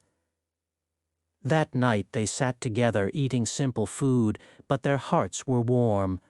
Outside the city was cold and busy. People were buying gifts, spending money, showing off their clothes, but in that small apartment, two people who had almost nothing had discovered something greater, the real meaning of giving. Love is not measured by price. It is measured by how much you are willing to sacrifice for someone else. Della lost her hair, Jim lost his watch, but both gained something that never fades, the joy of true love. If you think deeply, this story teaches us a beautiful truth. Many people want to give big gifts, expensive gifts, gifts that look shiny, but the greatest gifts come from the heart. Della didn't buy something to impress Jim. She wanted to make him happy. And Jim didn't buy something to show wealth. He wanted to make her smile. That is real love, love that gives without asking anything in return. Imagine for a moment if everyone in the world gave like Della and Jim. Imagine friends, families, lovers, even strangers giving with kindness, not for reward but from love. The world would be brighter. Every street would feel like Christmas. When you learn English through stories like this, you also learn about life. You see emotions, choices, and values.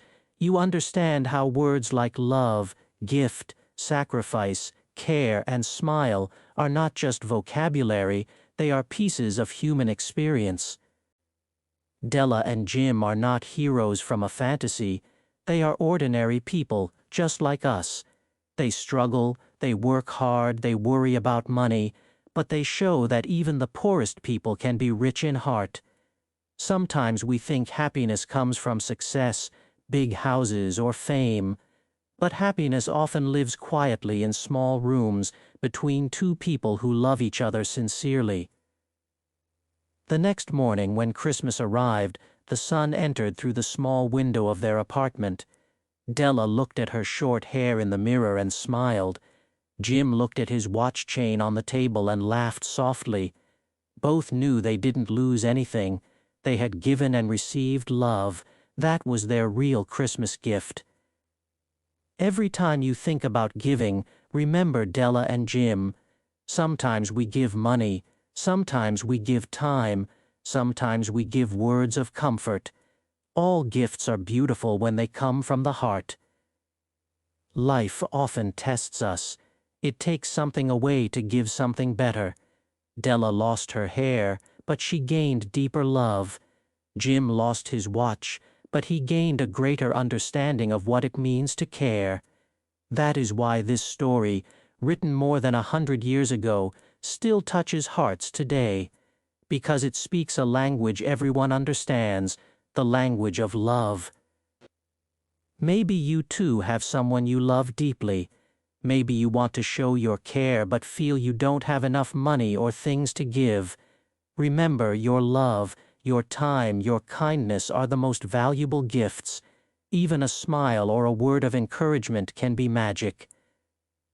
And just like Della and Jim, when you give with love, you always receive something back, even if it's not in money. You receive peace, connection, and happiness. So when you finish this story, think about your own life. Think about the people who love you and the ones you love. What can you give them today, not from your pocket but from your heart? Maybe it's saying thank you. Maybe it's helping them. Maybe it's listening. The story of the gift of the Magi is not just about a couple in 1905. It's about you, me, and everyone who has ever loved someone truly. They were called the Magi because in the Bible, the Magi were wise men who brought gifts to baby Jesus. But O. Henry, the writer, wanted us to see that wisdom is not in gold or silver, it's in understanding love. Della and Jim were poor, but they were the wisest givers. And maybe, when you finish watching this video, you'll remember this story when you buy a gift, when you help someone, or when you love, because true gifts are not bought, they are felt. Chapter 2. The Art Game. The story begins one quiet morning in Pittsburgh, a big city full of new money, tall chimneys, and people dreaming of success. The year is early in the 20th century when steel and business made many people rich overnight. The streets were noisy with the sound of wagons, horses, and men talking about money. Some people worked hard to earn it. Others looked for clever ways to get it. In one small hotel room, two friends sat near a window, thinking about the same thing: how to make money. Their names were Andy Tucker and Jeff Peters. Both were not bad men. They were not thieves with guns or dangerous hearts. They were clever talkers, always thinking, always planning. They liked to play tricks, but they also liked to believe that their tricks were fair. To them, life was a game, and in this game, brains were more important than luck. On that morning, Jeff was reading a newspaper while Andy walked up and down the room, full of energy. Andy stopped suddenly and said, "Jeff, my friend, we aren't making any money these days. Let's try a new game." Jeff looked up and said slowly, "Well, Andy, tell me your plan. But remember one thing. I don't want to take money from good people. I don't want to hurt anyone." Andy smiled and said, "We aren't going to take money from anyone. They will buy things from us. Fair and square." Jeff put the newspaper down and said, "That sounds like our old game. What's new this time?" Andy sat on the bed, eyes shining. "This time we are going to play a child's game, but with rich people. We will move to Pittsburgh. There are new millionaires there, men with shiny shoes and no sense of art. They have money, but not wisdom.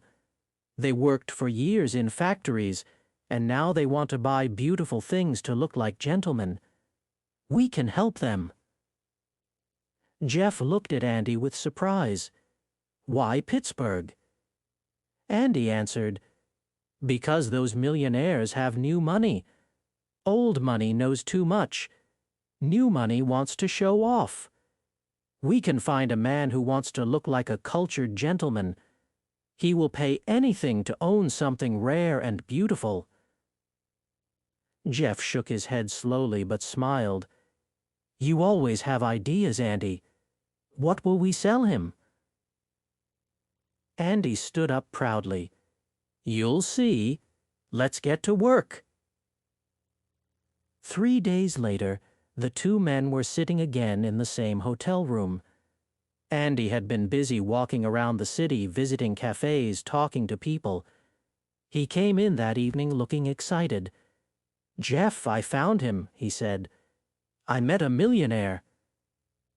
Jeff laughed. "Where did you meet a millionaire? At the bank?" Andy shook his head. "No, at a small coffee shop on 12th Street. These new rich people don't like fancy places. They go where they feel simple and free. His name is Mr. Scudder. He has $12 million in the bank. But he is still new to the world of gentlemen.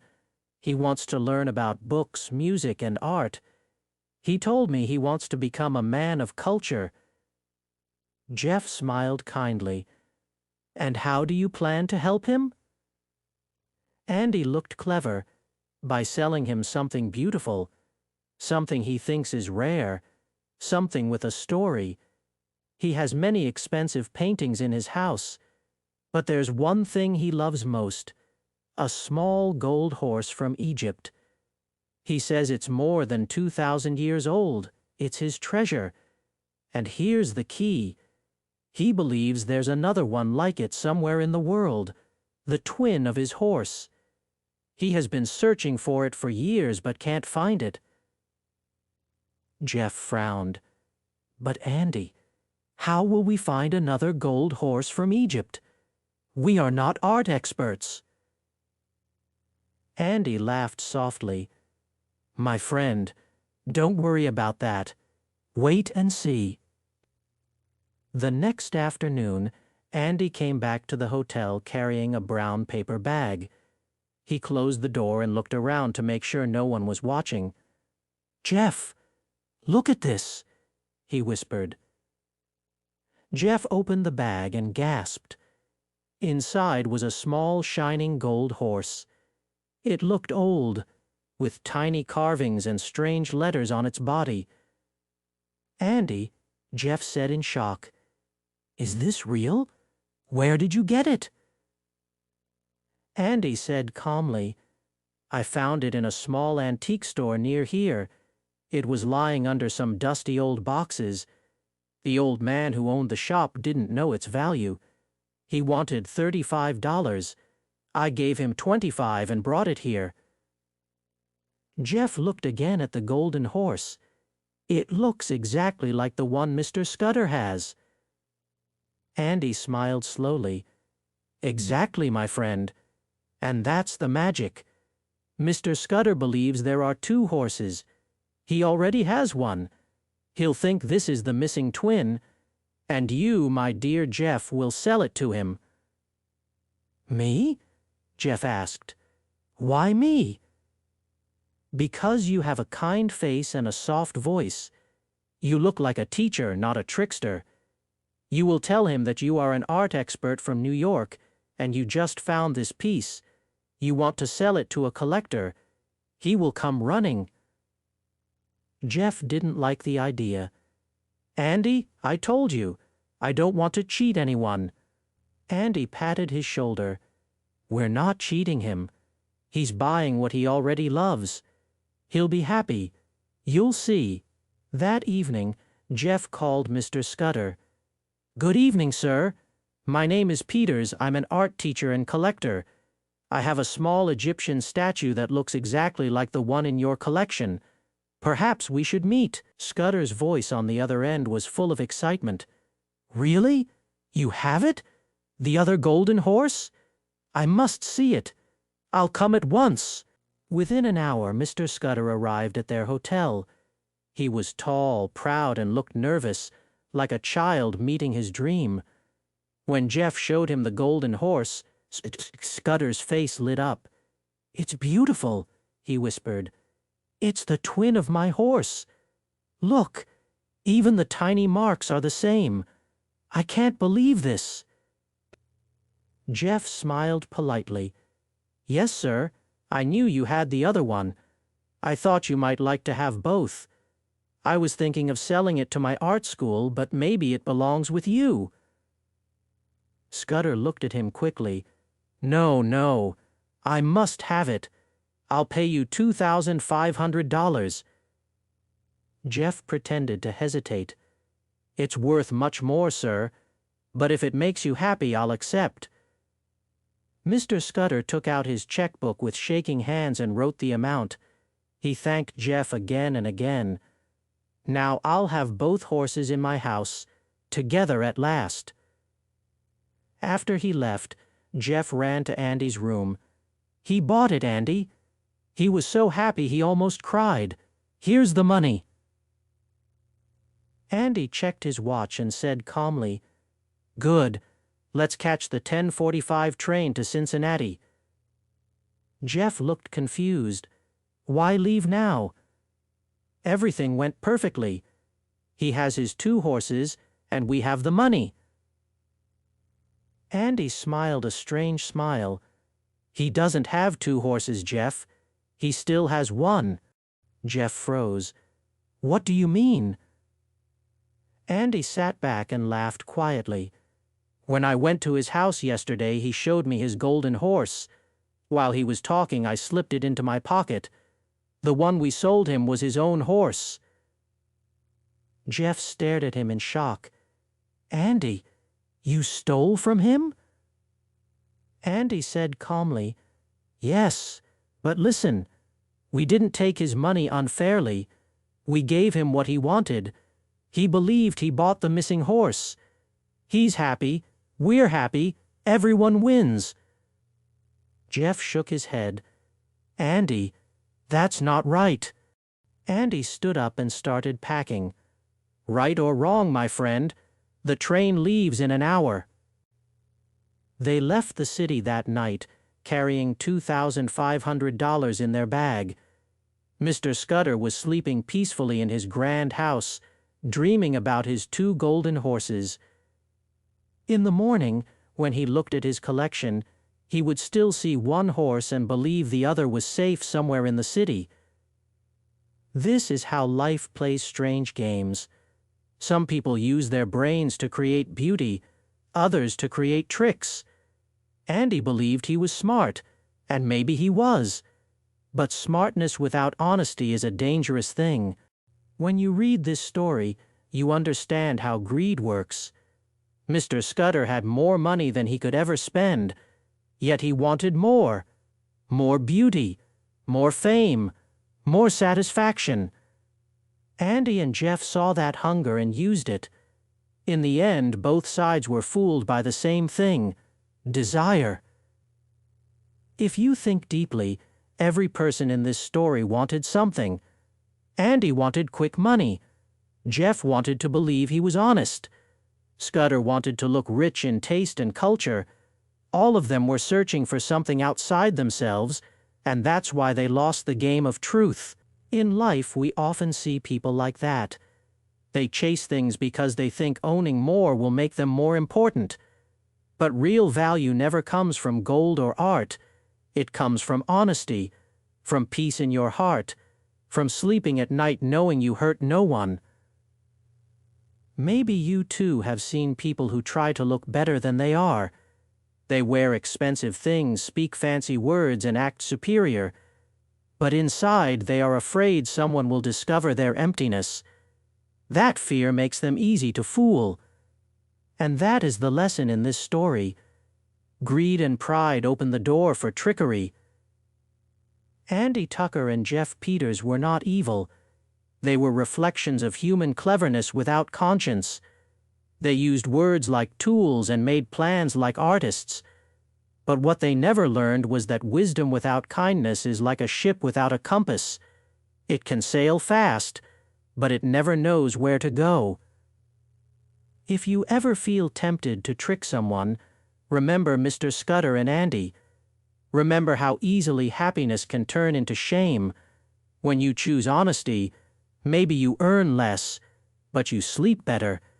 And when you earn money with kindness, it lasts longer in your heart. The story of the art game shows that money can buy art, but it cannot buy class. It can buy a golden horse, but not real happiness. It can buy silence, but not peace. And that, my friends, is what makes this story so real. It's not just about two clever men. It's about every person who has ever stood between greed and goodness. The question is always the same. Which side will you choose? Chapter 3: The Troubadour. It was a long, hot summer afternoon in Texas. The wind carried dust across the wide, empty fields. The sky looked endless and blue. Cows stood still under small trees, trying to hide from the sun. On one of these lonely roads, a man was riding his horse slowly. His name was Sam Galloway. He was a troubadour, a traveling musician and storyteller, who moved from one ranch to another. He had no home of his own, but he had a gift. Wherever he went, he brought laughter, stories, and songs. People gave him food, a bed, and friendship in return. For weeks, Sam had been traveling through Texas and Oklahoma, singing songs for ranchers and cowboys. They liked him because he listened to their problems and made them forget their worries for a while. He sang about love, courage, and life under the open sky. He carried his guitar and an old hat, and everywhere he went, people called him Sam the Troubadour. That day, Sam was leaving a big ranch called the Merry-Do Ranch. The Merry-Do family was kind and rich. There were always visitors, laughter, and music in their house. But Sam wanted something quieter now. He missed peace. He wanted to stay in a place where the nights were silent and the stars looked close. So he packed his small bag, tied his guitar to his horse, and rode toward a new place. By evening he reached a small sheep ranch owned by Mr. Peter Ellison, an old man who worked hard all his life. The fence around the ranch was broken in many places. The house was small and the field was dry, but there was kindness in the old man's eyes. "Good evening, stranger," Mr. Ellison said when Sam arrived. "You look tired. Come inside and have some supper." Sam smiled. "Thank you, sir. I'm a troubadour. I sing and tell stories. I can play for your men tonight if you give me a place to sleep." Mr. Ellison laughed softly. "A singer is always welcome here. Come in. My men will enjoy your stories." That night the ranch was full of joy. Sam sang songs about faraway cities, brave cowboys, and faithful love. The workers listened with open hearts. The old man sat near the fire, his face calm for the first time in many weeks. When the music stopped, he said, "You have a gift, Sam. You make old people like me forget our troubles for a while." Sam smiled and replied, "That's what songs are for, sir, to make the heart lighter." Days turned into weeks. Sam stayed longer than he planned because he liked Mr. Ellison's company. Every evening after work, they sat together. Sam played soft tunes on his guitar, and the old man listened quietly. Sometimes he would close his eyes and smile. But not everything was peaceful in Mr. Ellison's world. He had problems with his land and his sheep. The fields were dry, and he owed money to the bank. The price of wool had fallen. Some of his men wanted to leave. He tried not to show his sadness, but Sam noticed it in his eyes. One morning the old man rode out to check his sheep. The sun was high and the air was heavy with heat. On the road he saw another rider coming from the opposite side, a tall young man on a fine horse, wearing a white hat and clean boots. The man stopped in front of him and said coldly, "Good morning. Are you Peter Ellison?" "Yes, I am," said the old man. "And who might you be?" My name is James King, the young man said. People call me King James. These are my lands, and I don't want your sheep here. You have 1 week to move them. If you don't, they'll be dead sheep. The old man tried to explain, but Mr. King, I didn't know this was your land. I don't have another place for them. Please, give me some time. You have 7 days, King James said firmly. No more. Then he turned his horse and rode away without another word. Mr. Ellison watched him disappear in the dust. His hands were shaking. He was a proud man, but now he felt small. He went home that evening looking tired and broken. At dinner, Sam saw his sadness. You look worried tonight, sir. What's wrong? He asked. Mr. Ellison sighed. A rich man named King James says my sheep are on his land. He gave me 1 week to move them, but I have nowhere else to go. I can't fight him. He's powerful and cruel. Sam put down his guitar. I've heard that name before. People talk about him everywhere in Texas. He owns land, banks, and cattle. He's not kind, sir. Maybe it's better not to fight him. The old man smiled weakly. I don't plan to fight anyone, Sam. I'll think of something. For now, play me some music. Maybe it will help me forget. That night, Sam sang quietly, but his heart was not peaceful. He felt anger toward this man called King James. He couldn't understand how someone with so much could hurt someone with so little. He looked at the old man's tired face and felt protective. The next morning, Mr. Ellison rode to town to talk to the banker and some other ranchers. He wanted to find help, but no one could do much. Everyone was afraid of King James. By the afternoon, Mr. Ellison returned home feeling defeated. Later that day, he went back to the field again, hoping to speak with King James one more time. The young man was already there, waiting. This time his face was softer. Mr. Ellison, he said, I want to talk to you. Please listen to my story. The old man looked surprised. All right, go ahead. King James looked into the distance for a moment and then began. You are from Jackson, Mississippi, right? Yes, the old man said slowly. I lived there many years ago. Do you know a woman named Caroline Reeves? Mr. Ellison's eyes filled with emotion. Yes, she was my sister. She passed away years ago. King James nodded gently. Then I must tell you something important. When I was 15 years old, I was alone in Jackson. I had no family, no food, no money.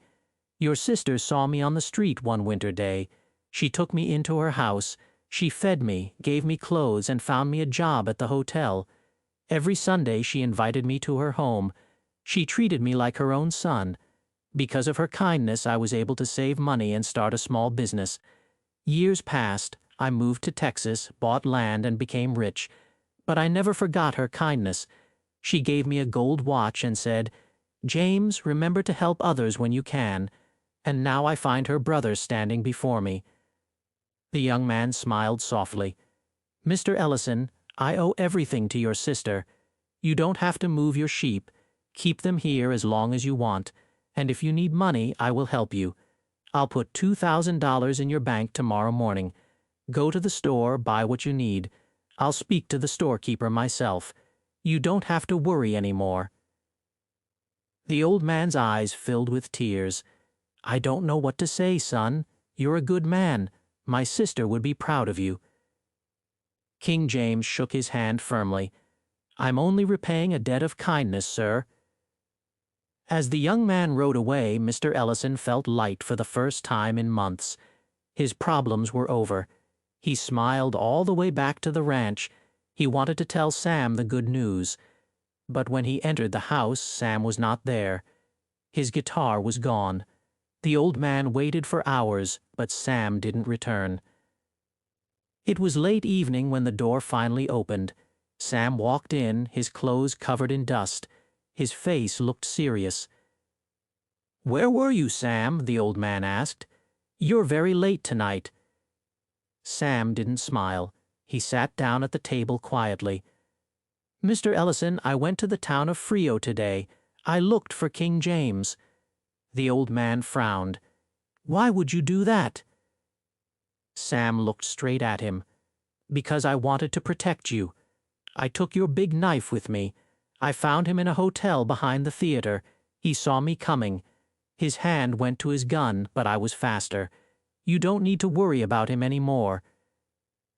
Mr. Ellison's face turned pale. "Sam, what do you mean?" Sam spoke slowly. "He's dead." The room went silent. The old man's hands began to shake. For a moment he couldn't speak. Then he said softly, "Sam, you don't understand. That man came to me today. He wasn't my enemy. He was my sister's friend. He came to help me." Sam's eyes widened. His lips trembled. The truth hit him like a storm. He had killed the man who came with kindness. He had acted out of love, but without knowledge. Mr. Ellison looked away, his voice trembling. "I can't understand things this evening. Maybe tomorrow I will. Play some music, Sam. Maybe it will help us both." Sam took his guitar, but his hands could not move. The strings were silent. The music that had once brought joy now felt like a heavy weight. Outside, the wind blew across the empty fields. The stars came out one by one, shining coldly above the Texas sky. Inside that small house, two men sat in silence, one heartbroken by guilt, the other by grief. The story of Sam Galloway and Mr. Ellison is not about evil. It is about good hearts that act too quickly. Sam wanted to protect a friend. He wanted to fight for kindness. But in his hurry, he never asked the full story. His good intention turned into tragedy. Sometimes in life, we also act before understanding. We think we are helping, but we hurt. We think we are protecting, but we destroy. The world doesn't always need fast actions. Sometimes it needs listening. Sometimes it needs patience. This story reminds us that love without wisdom can become danger. It shows us that sometimes silence is stronger than violence, and understanding is stronger than bravery. When you finish listening to this, take a moment to think. Have you ever judged someone before hearing their side? Have you ever fought for someone without knowing the whole truth? Remember, Sam. Remember how one mistake changed everything. Good intentions are powerful, but they must walk with wisdom. A kind heart is beautiful, but it needs eyes that see clearly.